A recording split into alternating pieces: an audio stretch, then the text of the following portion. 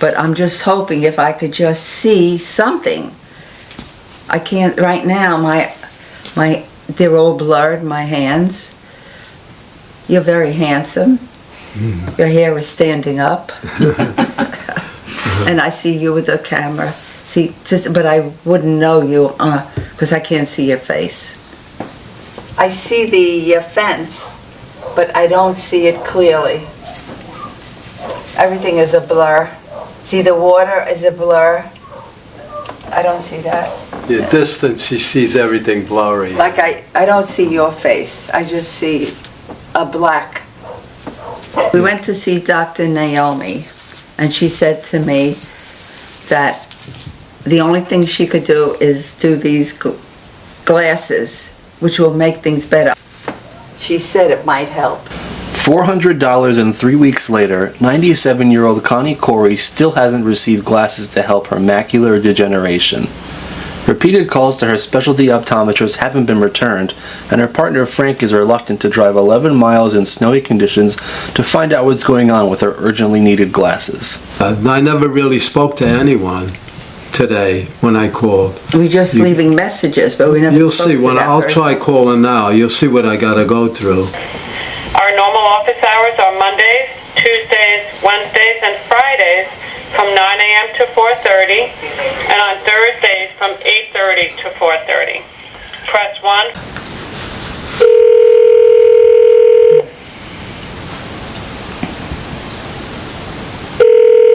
See, no one even picks up, you know. And I called 4 times, and last time I spoke to someone, they said I should get it either Friday or Monday. Today is Tuesday.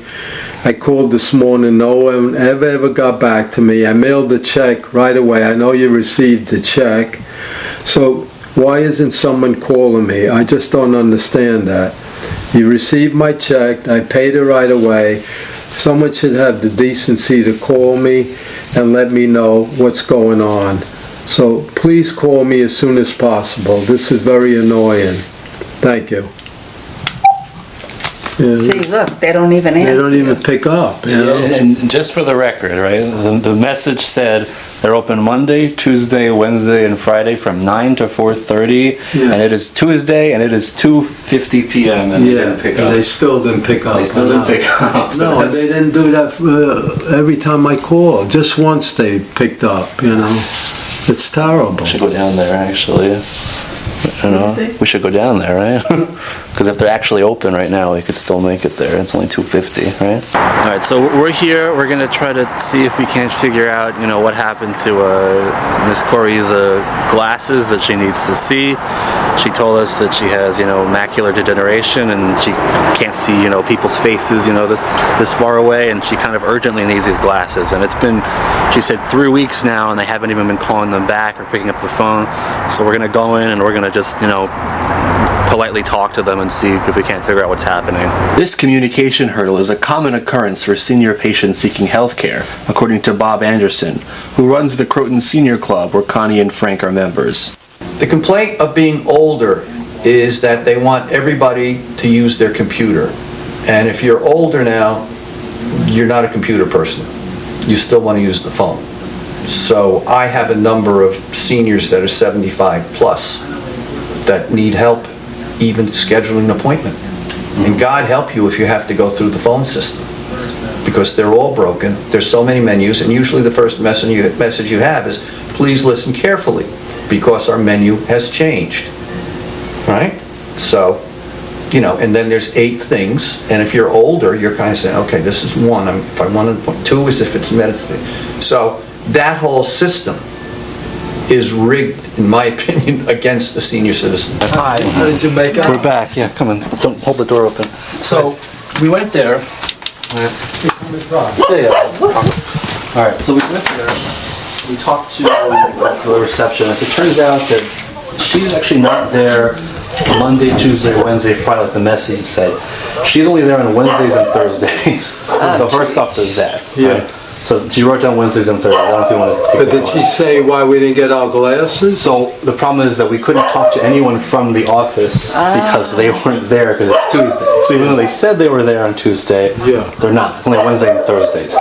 We did write down a letter, right, explaining the situation. Yeah. You know, you're giving your name and whatnot. We wrote down the letter. We gave your number again. We also put our number just in case they wanted to talk to whoever wrote the letter.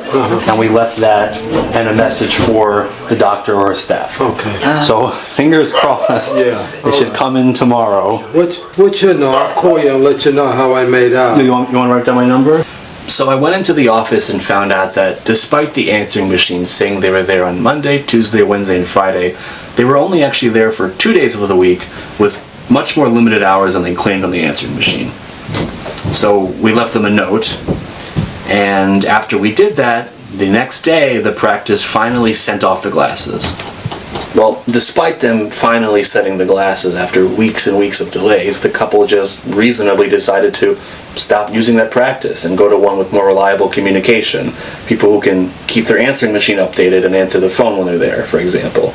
Well, as a burgeoning health professional, it tells me that even though the question of how to properly communicate with senior patients might come off as very complex, a lot of the time it comes down to very simple things. Simple things like keeping your actual hours updated on the answering machine and answering the phone when you're in the office.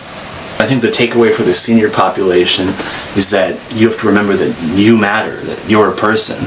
And, you know, when you're looking at all the providers and practices in your area that you need for your health care, it's important to find one that respects that you're a person and respects that you have needs and are an equal to everyone else, and really caters to that to make sure that you are seen and have all of your medical needs met. Otherwise? Well, otherwise, if you don't do that like any other patient, because senior patients are just like any other patient, they're going to leave and they're going to go find a practice that respects them as people and as patients more, and you're not going to have that business.